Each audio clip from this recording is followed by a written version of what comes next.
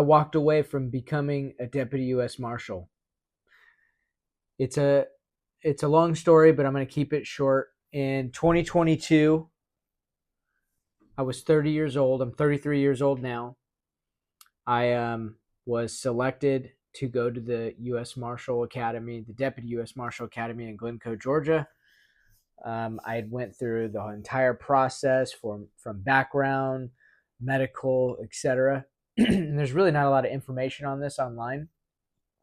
It's hard to find guys that are willing to talk about it, and I understand there's, it's kind of it's a it's a job that requires some type of confidentiality when you get into certain assignments, but nonetheless, I was selected. It was a dream career of mine. It's what I wanted to do ever since I was little, or at least as far back as I can remember. It was a Deputy U.S. Marshal or a Texas Ranger. Well, I'm located in California now. I grew up in Louisiana for about 12 years, and then I moved from Louisiana to California when I came to live with my father at 13.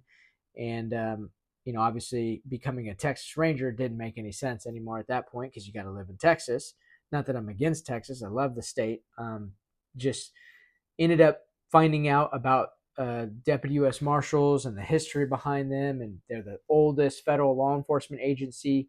It's either them or the post office. I think they've been around since, I think it was 1789.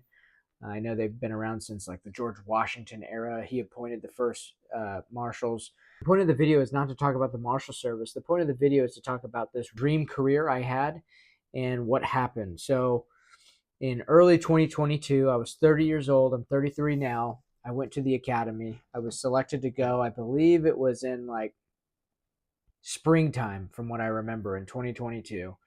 And mind you, this was right after the COVID stuff that was going on from 2020 and 2021. There was still a little bit of shenanigans going on with shots you were required to get and etc. But nonetheless, went to the academy and I was there for about a month and a half. I went through almost everything from the initial, if you want to call it, the shark attack, the gut check. I passed all the physical requirements. I felt like I was probably within the top 10 and 15 of the class with regards to physical training. Had no issues there. Combatives, I excelled at. I think I was either a purple belt, almost a brown belt at the time in jiu-jitsu. Now I'm a black belt, but nonetheless, I had no issues with the combatives. I got tased. Like, that was horrible experience. I don't know if you've ever been tased, but do not recommend it. I feel like the better shape you're in, and being in that environment, all you're doing is running and cardio. So I was even leaner. The more muscle and the less body fat you have, the more you feel every single watt that goes through your body on a tase. It's horrible, riding the lightning as they call it. But basically what happened and I did the rope run. There's like a legendary rope run where you carry this damn rope over your head, on your shoulder, on each side, above your head. You run with it. You're in squad formation, and then you've got another guy. Then there's like an Indian run in conjunction with holding this rope as a squad. But I was in the training, and like probably about a month and a half into the academy, they shut down everything due to a COVID outbreak. Is what they called it. I mean, everybody gets sick. I was in the basic training in the Army, in the military, when I was 19 years old. And I remember being deathly ill with a cold or a flu, and nothing stopped. Training continued as normal. But obviously this was after the whole COVID deal in 2020. So they ended up shutting down all of Glynco, Georgia training. Guys were getting quarantined. Guys were getting, because there's other agencies there training alongside with the marshals. They borrow the real estate from Homeland Security.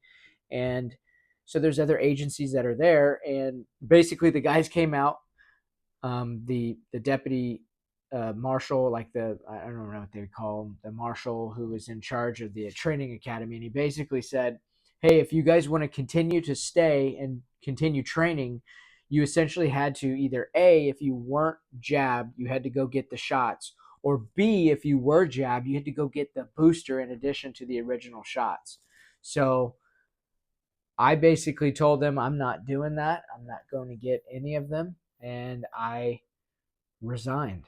They tried to talk to me afterwards, even that I don't know if it was called my platoon leader or what they would call it, the class leader at the time, head deputy marshal, talked to me on the side. He said, "Hey, you're a solid guy. I really would hate to lose you."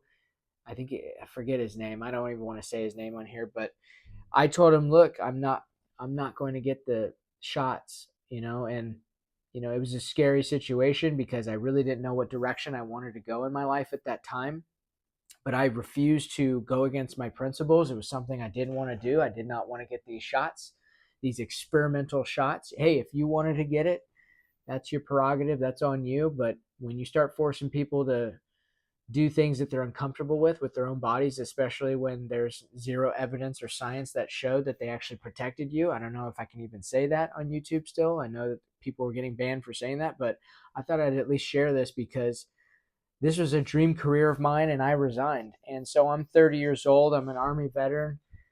I was in real estate, residential sales as like a realtor before that, and I loved it. It was a good career, but I still felt called to do something, and I was doing that to hold over until they called me to this academy. So this again was lined up perfectly to be my dream career, get my badge, 30 years old, and mind you, my wife was pregnant at the time with our firstborn while I was at the academy, and the due date was just before graduation, like a month and a half or two before graduation. So I was going to potentially miss the birth of my own child. So the point of the video is sometimes doing what's right, it means walking away what looks like success on paper.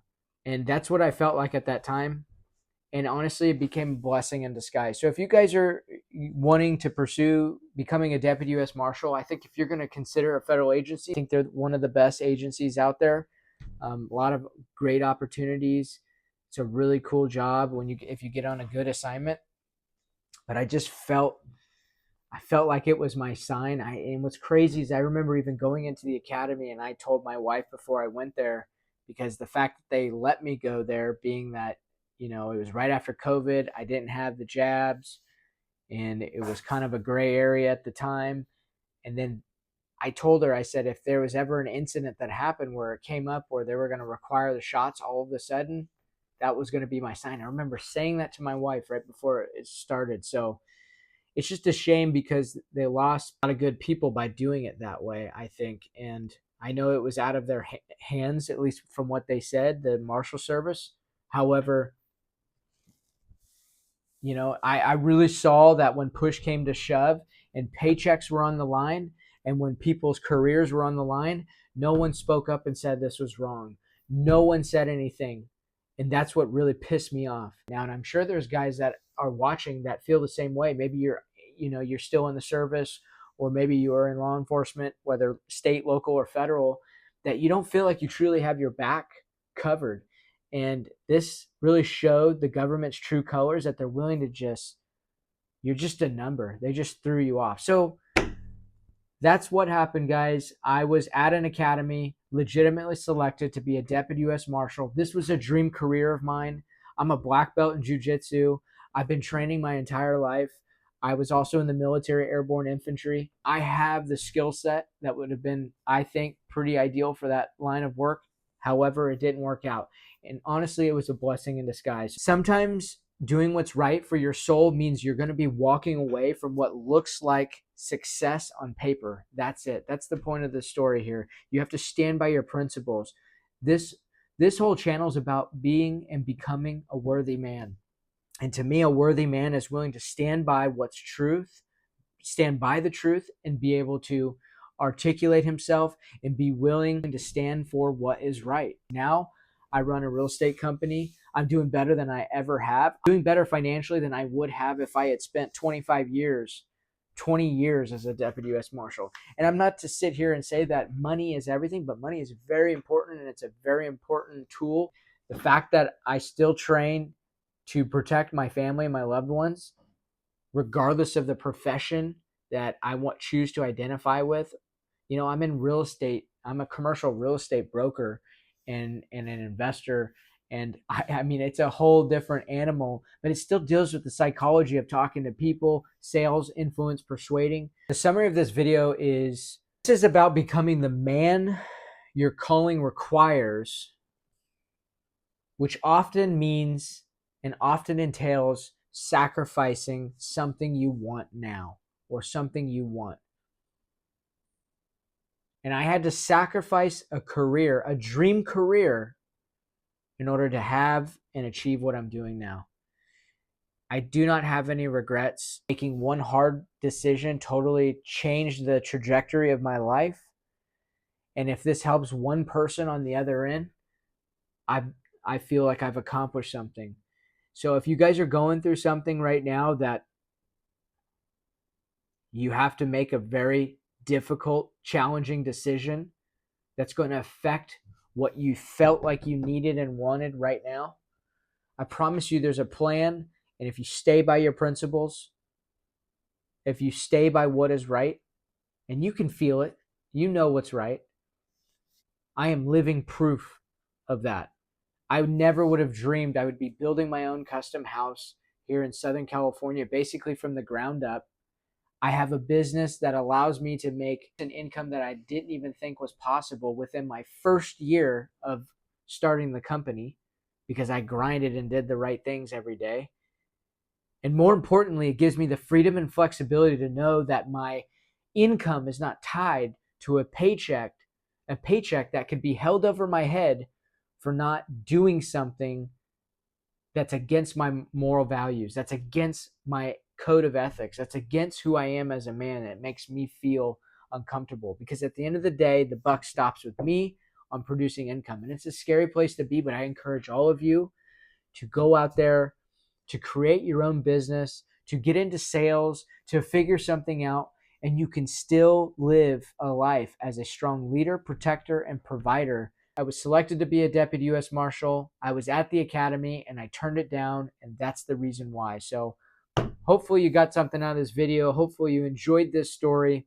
If you guys had a similar experience, share it with me in the comments. The point of the channel is to help you become the man you need to be, to make the right decisions, to live a life worthy of the calling you've received in this world, in this life, because we only have this one life.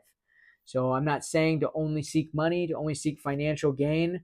I'm saying figure out where you can do something that's worthy, honorable, and make a great income that supports your family in abundant levels. And you do that by taking action, making tough decisions, and putting yourself out there and challenging yourself every day as a man. So, guys, hope this helped you. Hope you got something from the video. Until the next one, let's get to work.